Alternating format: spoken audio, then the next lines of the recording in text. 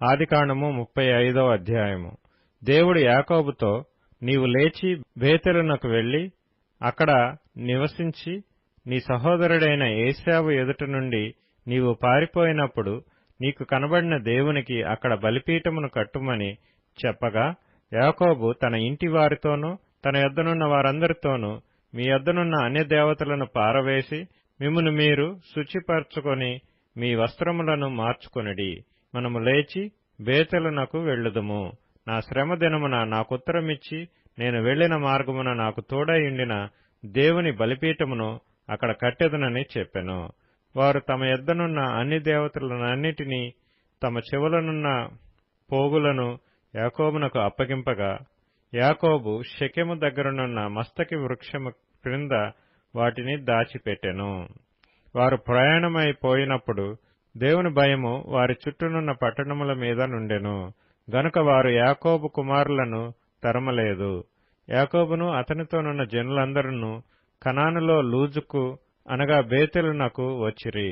అతడు తన సహోదరుని ఎదుట నుండి పారిపోయినప్పుడు దేవుడు అక్కడ అతనికి ప్రత్యక్షమాయెను గనుక అక్కడ బలిపీఠమును కట్టి ఆ చోటికి ఏల్ బేతేలను పేరు పెట్టెను.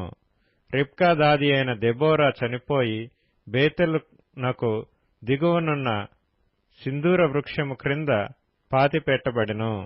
దానికి అల్లోను బాకూత్ అని పేరు పెట్టబడెను. యాకోబు పద్దనరాము నుండి వచ్చుచుండగా దేవుడు తిరిగి అతనికి ప్రత్యక్షమై అతనిని ఆశీర్వదించెను.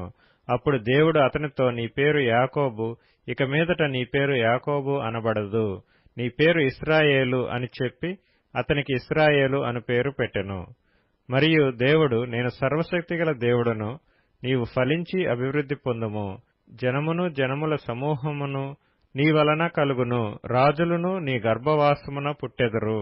నేను అబ్రహామునకును ఇస్సాకునకును ఇచ్చిన దేశమును నీకిచ్చెదను, నీ తరువాత నీ సంతానమునకును ఈ దేశమునిచ్చెదనని అతనితో చెప్పెను. దేవుడు అతనితో మాట్లాడిన స్థలము నుండి పరమునకు వెళ్ళెను. ఆయన తనతో మాట్లాడిన చోట యాకోబు ఒక స్తంభము అనగా రాతి స్తంభము కట్టించి దానిమీద పానార్పణము చేసి నూనెయు దానిమీద పోసెను. తనతో దేవుడు మాట్లాడిన చోటికి యాకోబు బేతేలు అను పేరు పెట్టెను. వారు బేతేలు నుండి ప్రయాణమైపోయిరి. ఎఫ్రాతాకు వెళ్ళు మార్గములో మరికొంత దూరము ఉన్నప్పుడు రాహేలు ప్రసవించుచు ప్రసవ వేదనతో ప్రయాసపడెను. ఆమె ప్రసవము వలన ప్రయాసపడుచున్నప్పుడు మంత్రసాని ఆమెతో, భయపడకుము, ఇదియు నీకు కుమారుడగునని చెప్పెను. ఆమె మృతి పొందెను. ప్రాణము పోవుచుండగా ఆమె అతని పేరు బెనోని అనెను.